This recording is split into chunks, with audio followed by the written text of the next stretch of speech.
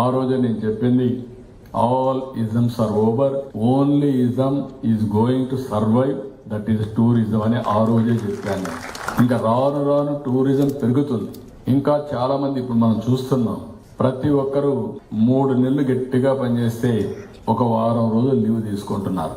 ఆ వారం రోజులు ఎక్కడికి పోతారంటే నేరుగా హాంకాంగ్ పోతారు, లేకుంటే మాల్దీవులు పోతారు, లేకుంటే దుబాయ్కి పోతారు, లేకుంటే సింగపూర్కి పోతున్నారు.